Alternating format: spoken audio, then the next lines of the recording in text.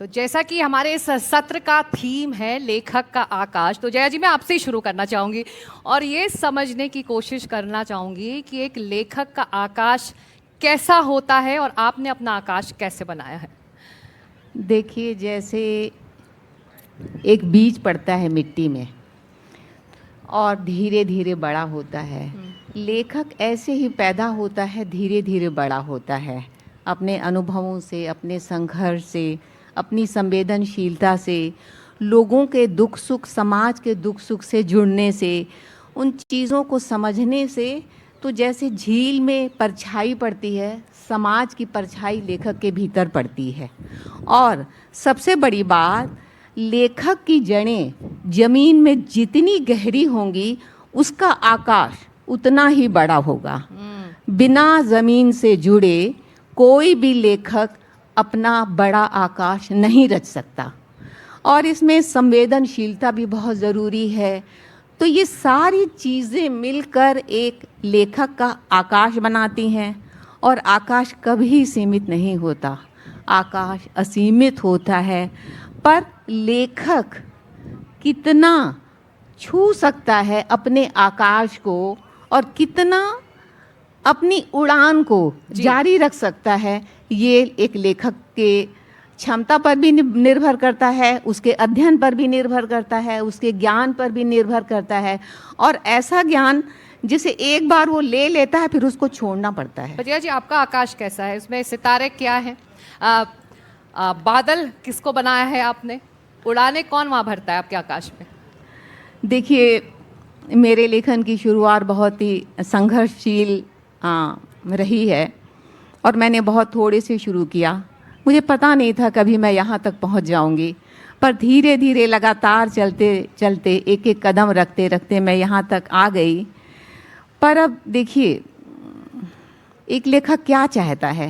वो यही चाहता है कि वह कुछ ऐसा रच जाए, कुछ ऐसा लिख जाए जो उसके बाद भी रहे, जिसे लोग पढ़ें, याद करें, खुद से जोड़ के देखें, समाज से जोड़ के देखें, और जो कालातीत हो। अब पता नहीं, लेखक का एक ड्रीम होता है ये, पता नहीं वो यहाँ पहुँच पाता है, नहीं पहुँच पाता है। ये तो हमारे बाद तय होगा कि हमने कितना किया। पर हम अपने जीते जी बहुत कोशिश करते हैं कि कुछ छोड़ के जाएं जो हमारे बाद भी रहे। विमोश जी, मैं आपसे सवाल करूंगी, लेकिन उससे पहले, क्योंकि हमारे श्रोता और दर्शक यहाँ लगातार जुट रहे हैं और खुला आसमान है, आपका आकाश है, कुछ लाइनें हमारे दर्शकों और श्रोताओं के लिए, फिर आपसे मैं सवाल करूंगी। हम लोग ऐसी टेढ़ी मेढ़ी और छोटी बड़ी पंक्तियों की कविताएं लिखते हैं दोस्तों, जो खुद हमें ही याद नहीं रहती लेकिन मैं कविता फिर भी सुनाने की कोशिश करूंगा। ये मेरे 14 भाई बहनों पर लिखी हुई कविता है। मैं तो अपने माता पिता की इकलौती संतान हूँ, लेकिन जो जिंदगी में नहीं होता वही कविता में होता है। वाह।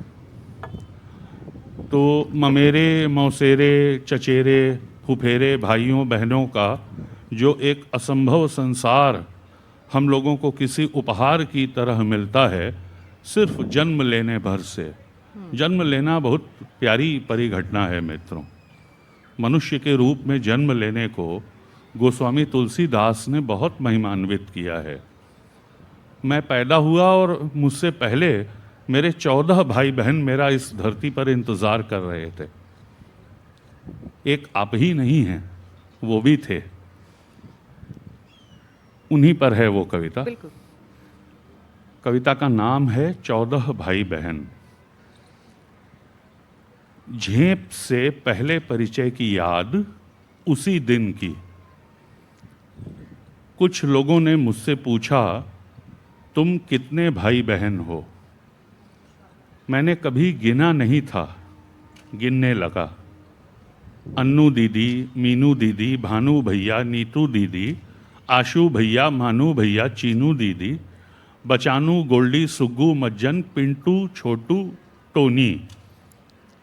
तब इतने ही थे।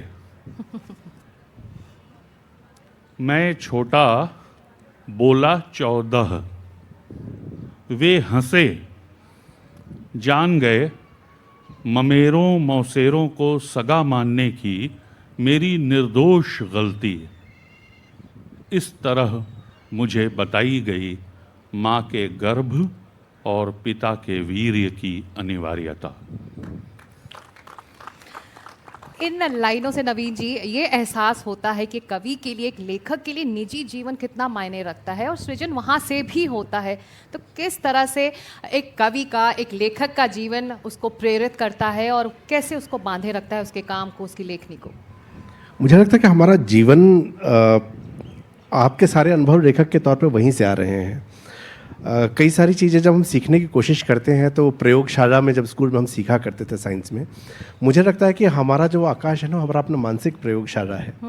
किसी से मिलना, किसी को जानना, अपने अंदर के विचारों को कई बार हम समझ ही नहीं पा रहे कि हम क्या चाहते हैं। ये बचपन से प्रक्रिया शुरू हो जाती है और वो प्रक्रिया शुरू होते होते जब अपने अंदर ही आप अपनी मानसिक प्रयोगशाला में लगातार आप सोचना शुरू करते हैं क्या अलग होगा, तो फिर एक दिन वो मेरे आकाश में एक सृजन का सूर्य उगता है, वहाँ कोई चिंगारी आती है और वो किसी पात्र को देख के हो सकता है, किसी विचार से हो सकता है, या वो अपने जीवन से भी हो सकता है, और वो प्रभाव डालना शुरू करता है। वहाँ से आपको लगता है कि उस कहानी को, जिसको शायद लोग जानते हैं लेकिन उसकी तरफ देखते नहीं या देखना चाहते नहीं, हम वहाँ पे पहुँचे।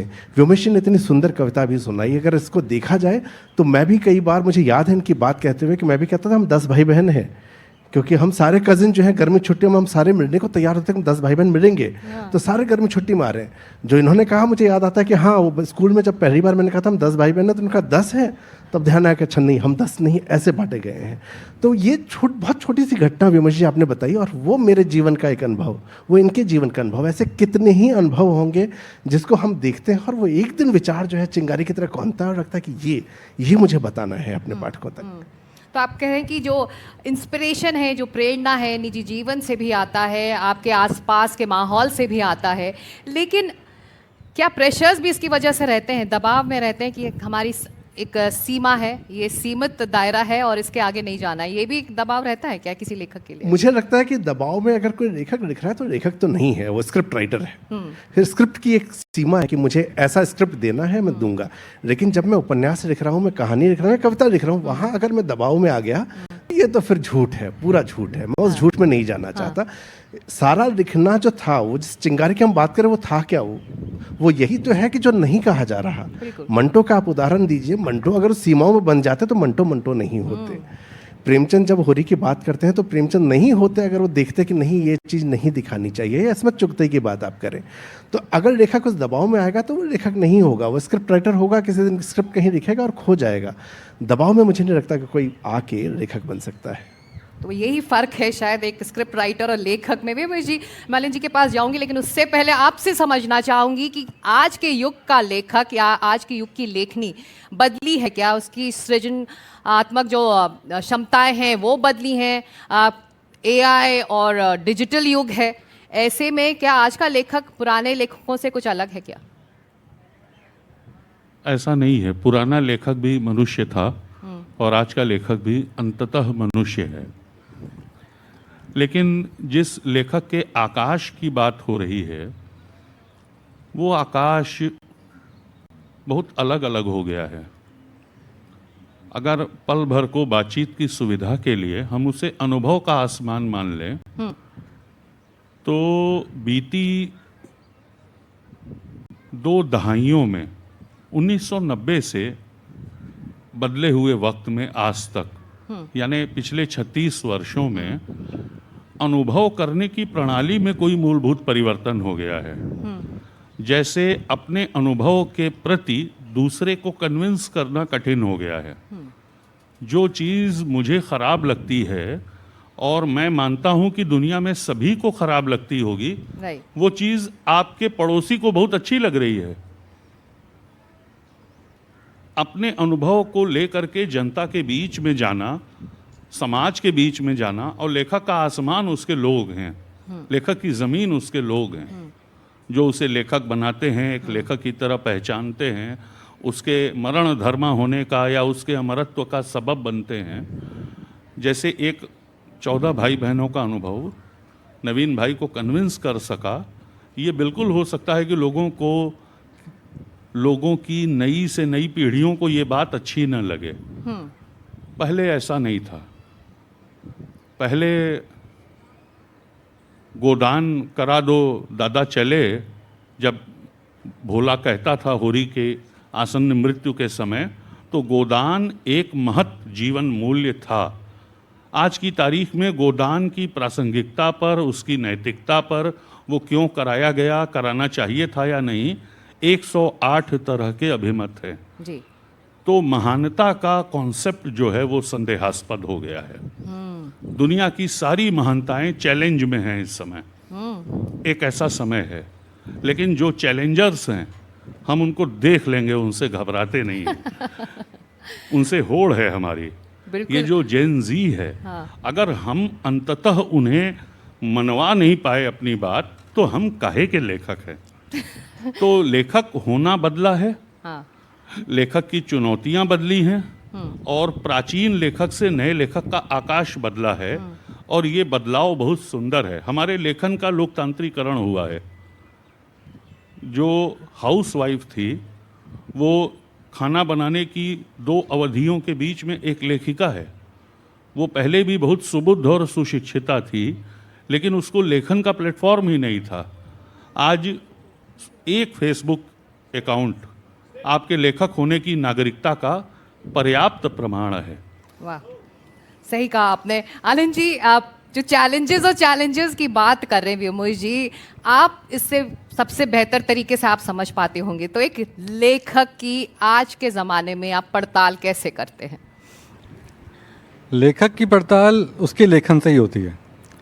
उसका लेखन अगर इतना प्रभावशाली है या उसकी कहानी में कोई ऐसी यूनिकनेस है, तो प्रकाशक उसको ढूंढ लेते हैं। प्रकाशक से मतलब मेरा सिर्फ अपने लिए नहीं है जी। कोई भी प्रकाशक, सब देखते रहते हैं, चीज़ें पढ़ते रहते हैं कि कौन लेखक, नया लेखक क्या लिख रहा है, जो लेखक पहले से प्रकाशित हैं वो क्या कर रहे हैं, वो क्या लिख रहे हैं। तो हमेशा प्रकाशक इस चीज़ में बहुत सजग रहता है कि नया क्या लिखा जा रहा है, अच्छा क्या लिखा जा रहा है। लेकिन इसके साथ साथ एक बात और मैं जोड़ना चाहूँगा कि प्रकाशक के साथ साथ लेखक को भी इतना सजग होना चाहिए कि उसे किस प्रकाशक से प्रकाशित होना है। ये बात अक्सर हम छोड़ देते हैं और हम इसी बात पे ज़्यादा फोकस रहते हैं कि प्रकाशक लेखक कैसे ढूंढता है। लेकिन आज के ज़माने में ये भी बहुत ज़रूरी है कि लेखक प्रकाशक कैसे ढूंढता है या उसे कैसे चुनना चाहिए। बिल्कुल। तो आप कह रहे हैं कि जैसे कि एक तालमेल होना चाहिए और दोनों में एक साथ साथ उसको चलना चाहिए, पैरेलली दोनों चले। लेकिन जया जी, जिन चैलेंजेस की, जिन चुनौतियों की बात व्योमेश जी ने की, आपसे समझना चाहूँगी, आप बहुत कुछ बदला है, वक्त के साथ बदलना भी ज़रूरी है। साहित्य भी बदला है, उसकी चुनौतियाँ भी बदली हैं, लेखक भी बदले हैं, जैसा कि आप सभी मान रहे हैं। लेकिन इस वक्त इस नए माहौल में इन चुनौतियों के साथ उस आकाश को या अपने सृजन को हम कैसे ढूंढें, कैसे उसे समा के रखें अपने साथ? देखिए, अब जितनी बड़ी चुनौतियां हैं उसके हिसाब से लिखा भी बहुत जा रहा है। अब सब लिख रहे हैं, साधु भी लिख रहा है, और अभी मैंने थोड़े दिन पहले एक साधु की आत्मकथा पढ़ी, वो भी लिख रहे हैं। ट्रांसजेंडर अपनी कथा खुद लिख रहे हैं, लेस्बियंस अपनी कथा खुद लिख रहे हैं, अघोर वाले अपनी कथा खुद लिख रहे हैं। तो एक होता है एक्सप्रेशन, अभिव्यक्ति की आकांक्षा, इसके चलते हमारे लेखक का आकाश बहुत बड़ा और असीमित है। मतलब आकाश तो असीमित है ही, ये लेखक की क्षमता पर निर्भर करता है कि अपनी उड़ान वो कहाँ तक ले जा पाता है। तो पहले के मुकाबले में मैं देखती हूँ विषयों की विविधता बहुत है, बहुत नए नए विषय सामने आ रहे हैं। और जैन जी तो बहुत कमाल, जैन जी की इतनी समझ बारीक और तीव्र है कि बनारस के कितने लड़कों से मैं मिली हूँ जो हमारे प्राचीन ग्रंथ पढ़ते हैं और नई पीढ़ी से भी जुड़े हुए हैं। उनकी हिंदी देखिए आप, यहाँ से कनेक्ट, वो पढ़ रहे हैं, यहाँ से कनेक्टेड हैं। उन्होंने दोनों के बीच में एक पुल बनाया हुआ है। तो अगर ये किसी को लगता हो कि जैन जी नहीं पढ़ रहा है या वो हमारे प्राचीन ग्रंथ नहीं पढ़ना चाहता, तो ऐसा बिल्कुल नहीं जया है। जी, अगर जेनजी लेखक है तो वो पाठक भी है, श्रोता भी है, और बहुत जी। सारे जेनजी यहाँ पर हमको जी। सुन भी रहे हैं। जी। उनके लिए कुछ लाइनें, किस तरह से आपने उस पुल को क्रॉस किया है इन तक पहुँचने के लिए? देखिए, जिस तरह से जेनजी ने मुझे आशान्वित किया है, जीवन और जगत को समझने का उनका जो नज़रिया है और उनकी जो नज़र है वो मुझे बहुत प्रभावित करती है। और आपने अपनी प्राचीनता को, अपनी मौलिकता को, अपनी संस्कृति को छोड़ा नहीं है, उसको साथ लेकर आपने आधुनिक युग में प्रवेश किया है और इसके लिए रियली मैं बहुत खुश हूँ। और मैं चाहती हूँ कि आप आज की समस्याओं को समझें, आज की महिलाओं की समस्या को समझें, ट्रांसजेंडर की समस्याओं को समझें, लेस्बियन की समस्याओं को समझें, इस समाज की समस्याओं को समझें, लोग जो तालमेल नहीं बिठा पा रहे हैं उन समस्याओं को समझें। तो मुझे जेनजी से बहुत आशाएं हैं। जेनजी से आशाएं हैं। कनेक्ट करिए अपनी भाषा में, अपनी लेखनी से इन दर्शकों के साथ, इन श्रोताओं के साथ। वो हमारा एक कवि है, हमारा पुरखा, उसकी कविता है काल तुझसे होड़ है मेरी, शमशेर बहादुर सिंह। वो काल जो है हमारे लिए, ये जो नए नए बिल्कुल बच्चे वृद्ध हैं, हम लोग उस पीढ़ी के लोग हैं जिनके बाल हाल ही में सफ़ेद हुए हैं। तो जो बुजुर्गियत का यौवन होता है वो नवीन बगल भाई में बैठे और- सुन रहे हैं। हाँ, वो बुजुर्गियत के कैशोर्य में हम लोग हैं। जी। तो शमशेर अपनी एक कविता में कहते हैं काल तुझसे होड़ है मेरी। मैं उसी को तनिक बदल के कहना चाहूँगा कि जिन जी तुझसे होड़ है मेरी, मुझ में अपराजित तू और तुझ में अपराजित मैं, हम दोनों एक दूसरे में वास करेंगे। जो परंपरा का दाय होगा वो जेनजी में बसेगा और परंपरा को रिजेक्शन जो होगा उसका आमूल चूल रेडिकलाइजेशन करते हुए उसमें से घूर पर फेंक देने लायक जो कुछ होगा आने वाली पीढ़ियां वो करेंगे। तो इस अर्थ में बहुत दिलचस्प ये समय है जब बहुत सारे लोग हमको देख रहे हैं। एक परिवर्तन और आया है छोटा सा, कि लेखक जो है वो अपनी ही रचनात्मकता का एडवोकेट बना है। क्योंकि उसके पास हमको- प्लेटफॉर्म्स हैं। नहीं, क्योंकि ये एडवोकेसी जरूरी हो उठी है। पहले रचना फूल की तरह कहीं भी खिल जाती थी, धूप की तरह किसी भी गंजे के सिर पर पड़ने लगती थी। अब जो है वो इतना सहज और प्राकृतिक नहीं रह गया है। जीवन हमारा इस तरह से कठिन हुआ है, उसमें इतना प्लास्टिक बढ़ा है, इतना फोम बढ़ा है, इतना झाग बढ़ गया है, आंसू की लाइनें जगह। सुनाइए ना, सब इंतजार कर रहे हैं विमेश जी। अब ये लाइव सुन रहे हैं और सब चाहते हैं कि आपको सुने वो, और ये मौका है इनसे कनेक्ट करने का। तो मुझे लगता है कि मैं वही कर रहा हूँ। आपके अपने शब्दों में जो आप किताबों में लिखते हैं, जो ये लाइव सुन पाए। मैं फिलहाल फोम पर और झाग पर और प्लास्टिक पर टिका हुआ हूँ कि ये इतना बढ़ा हुआ है इस समय में कि ये जो सहज प्राकृतिक गुण था रचना का, खुद से उग जाना, और मानो फिर प्रकृति की जिम्मेदारी होती थी कि एक फूल के असंख्य दलों को झरने तक बचाए रखना। जी। तो रचना को जैसे प्रकृति उसकी इकोलॉजी संभाले रखती थी, आज रचना का इकोसिस्टम थोड़ा गड़बड़ाया है। कहीं पर तेजाब की बारिश हो रही है, कहीं पर समुद्र में तेल बह रहा है, कहीं पर बम बरस रहे हैं, कहीं पर बच्चे जो हैं बिना विद्यालय के एक टूटे हुए खंडहर में बैठ के भविष्य की न जाने कौन सी किताब पढ़ रहे हैं। ऐसे समय में कविता, कहानी, उपन्यास, हमारा पूरा वांगमय आरक्षित हुआ है। तो उसको बचाने के लिए हम ही को सामने आना होता है। और 24 घंटे में बाज़ दफ़ा हमें ये साबित करना होता है कि हम इंसान हैं और हम लेखक हैं और हम लिखते रहेंगे, और ये लेखन आपके काम का। बिल्कुल छोटे में आप दोनों से मैं समझना चाहूंगी कि भविष्य में चुनौतियां लेखनी को लेकर क्या हैं, क्योंकि बदला हुआ माहौल है, सब हम सब मान रहे हैं। कंटेंट की ज़रूरत हमेशा रहेगी, कहानियाँ हमेशा सुनी जाएंगी। ये जो कई बार चर्चा होती है कि नहीं अब किताबें ख़त्म हो रही हैं, हमने ख़त्म होते नहीं देखा। मुझे लगता है कि 20 साल मुझे सुनते हुए हो गए कि ई बुक्स आ गया, अब किताबें नहीं होंगी। लेकिन ई बुक्स के आने के बाद किताबें वही हैं। सोशल मीडिया आने के बाद हुआ कि इंस्टाग्राम देख रहे हैं, अब कौन किताबें पढ़ रहा है, लेकिन वही इंस्टाग्राम किताबों का लोगों तक पहुंचा रहा है। तो इसलिए मुझे लगता है कि इस बात की चिंता करने की जरूरत नहीं है, कंटेंट आएगा। जो एक चिंता मुझे कई बार दिखती है कुछ लोगों की, जिससे मैं सहमत नहीं हूँ, वो ये है कि अरे ये खत्म हो जाएगा, वो हो जाएगा। मुझे लगता है कहानी पहुंचनी जरूरी है, वो जो बात हम कहना चाहते हैं वो कोशिश पहुंचने जाती करते है। रहें और जी। आपके आकाश में आपके ख्यालों को ऊंची उड़ाने देते रहें, सृजन करते रहें, क्योंकि पॉसिबिलिटीज जो है, जो हम कह रहे हैं कि आकाश हर किसी का है। आप अपना आकाश बनाइए, जैसा कि यहाँ मौजूद हमारे पैनल ने कहा, सीमित मत रखें, सृजन करते रहिए। बहुत बहुत शुक्रिया आप सभी का इस चर्चा में शामिल होने के लिए।